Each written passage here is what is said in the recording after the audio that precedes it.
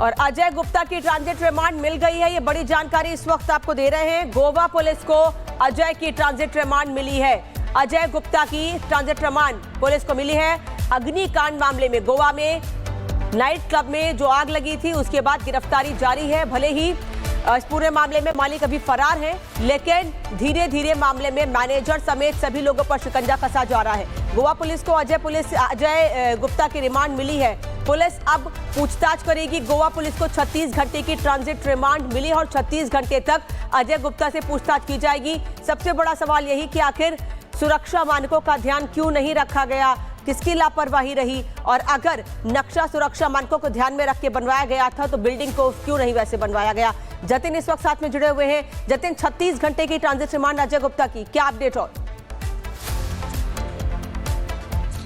बिल्कुल, देखिए, गोवा पुलिस ने अजय गुप्ता को दिल्ली से गिरफ्तार किया था और गिरफ्तारी से बचने के लिए अजय गुप्ता बहुत नाटकीय ढंग से दिल्ली के एक प्राइवेट अस्पताल में एडमिट हो जाता है। खुद को बीमार बताता है, स्पाइनल जो कॉर्ड है उसमें इंजरी की बात वो करता है। लेकिन जब डॉक्टरों से गोवा पुलिस ने पूछा तो इस तरीके की कोई परेशानी उसको नजर नहीं आई, जिसके बाद अस्पताल में डिटेन किया गया। सुबह अरेस्टिंग डाल दी गई, क्राइम ब्रांच के दफ्तर ले जाया गया क्योंकि दिल्ली से गिरफ्तार किया है गोवा पुलिस ने तो कोर्ट में पेश करके ट्रांजिट रिमांड लेनी थी। यही कारण है कि साकेत कोर्ट में अजय गुप्ता को पेश किया गया। 36 घंटे की ट्रांजिट रिमांड अजय गुप्ता की गोवा पुलिस को मिली है। अब गोवा पुलिस अजय गुप्ता को गोवा लेकर जाएगी और वहां पर आगे की जो इन्वेस्टिगेशन है वो की जाएगी। लेकिन 36 घंटे की ट्रांजिट रिमांड देते हुए कोर्ट ने गोवा पुलिस को कुछ डायरेक्शन दिए हैं। हेल्थ, क्योंकि मेडिकल हेल्थ का हवाला अजय गुप्ता ने कोर्ट के अंदर रखा था, तो गोवा पुलिस को कोर्ट ने ये डायरेक्शंस दी है कि अजय गुप्ता की मेडिकल हेल्थ से जुड़ी जो भी उनकी जरूरतें हैं उसको गोवा पुलिस पूरी करे। हालांकि अब से कुछ देर में साकेत कोर्ट से बाहर जब गोवा पुलिस लेकर निकलेगी अजय गुप्ता को,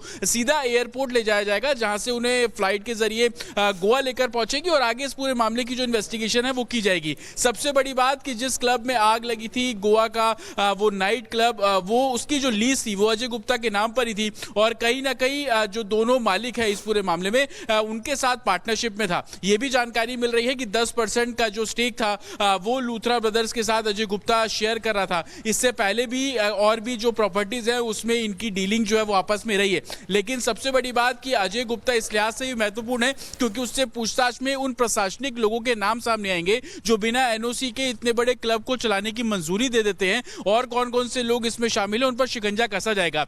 दूसरी बड़ी बात कि जो लूथरा ब्रदर्स अभी तक इस पूरे मामले में फरार चल रहे हैं उसके बारे में जो अजय गुप्ता क्या कुछ जानता है वो तमाम जतिन वापस लौटेंगे आपके पास, आगे भी अपडेट लेते रहेंगे। लेकिन एक और बड़ी खबर इस बीच बता दें, गोवा अग्निकांड पर मुख्य आरोपी अजय गुप्ता ने कहा है कि मैं केवल एक पार्टनर हूं। अजय गुप्ता ने अपने सफाई दी है। पहले यह व्यक्ति अस्पताल में भर्ती होता है, अपनी बीमारी का बहाना देता है और उसके बाद इसे गिरफ्तार कर लिया जाता है। अब गोवा अग्निकांड पर आरोपी अजय गुप्ता ने कहा है कि मैं सिर्फ एक पार्टनर हूं, मेरा इस मामले से कोई मतलब नहीं है। जो आग लगी, जो सुरक्षा मानकों का ध्यान नहीं रखा गया या जो लापरवाही हुई है उसका मुझसे यानी अजय गुप्ता से कोई मतलब नहीं है। ये तस्वीर आप देख लीजिए, अजय गुप्ता जिसने पूरा चेहरा ढका हुआ है, आप देख रहे हैं, कैप लगाई हुई है और मास्क लगाया हुआ है। जब आज इसे कोर्ट में पेश किया गया, 36 घंटे की ट्रांजिट रिमांड इसकी मिली है। गोवा पुलिस ने दिल्ली से लूथरा ब्रदर्स के करीबी अजय गुप्ता को गिरफ्तार कर लिया है। अजय को अग्निकांड पर बड़े राज खोले जाने की जानकारी मिल रही है कि हो सकता है कि वो कुछ बड़े राज खोले इस मामले में। रिपोर्ट दिखाते हैं आपको।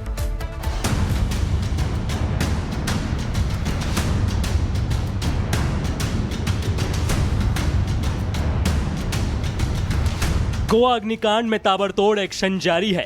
पुलिस फरार क्लब के मालिक लूथरा ब्रदर्स को देश लाने की तैयारी कर रही है। 25 लोगों की मौत के इस मामले के तीसरे अहम किरदार अजय गुप्ता पर शिकंजा कस चुका है। पुलिस ने उसे गिरफ्तार कर लिया है और जब रिपब्लिक भारत ने अजय गुप्ता से सवाल पूछे तो उसने कहा कि वो बस एक पार्टनर है, उसे कुछ नहीं पता। रिपब्लिक भारत ने सवाल पर सवाल दागे लेकिन जवाब सिर्फ खामोशी में मिला। मैं स्लीपिंग पार्टनर हूँ, मुझे इसके बारे में कुछ नहीं पता।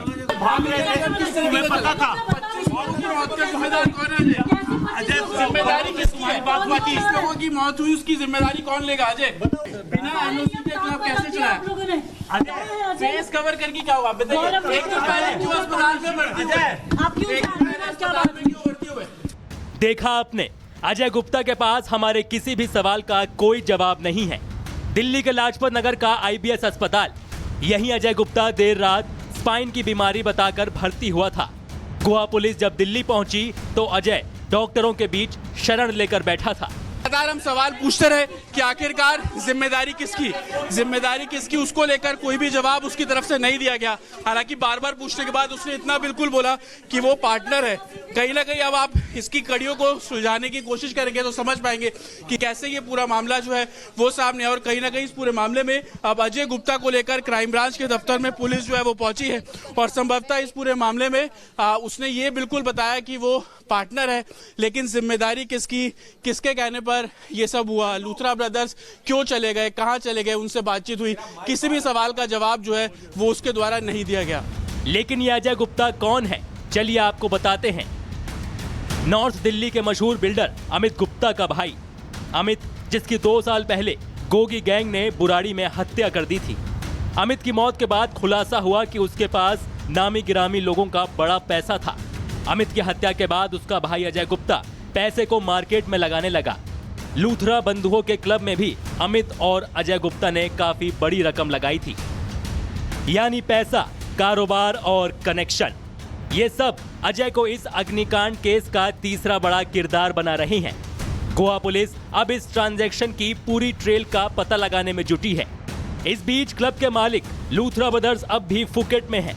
गिरफ्तारी से बचने के लिए उन्होंने दिल्ली के रोहिणी कोर्ट में अग्रिम जमानत लगा दी है।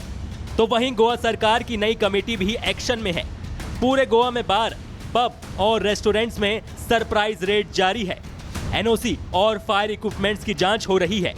सरकार की ये भागदौड़ बताती है कि सिस्टम में कहीं ना कहीं बड़ी लापरवाही हुई थी, जिसकी वजह से 25 लोगों की मौत हो गई। लेकिन अहम सवाल है, गोवा अग्निकांड के कितने और गुनहगार बाहर घूम रहे हैं?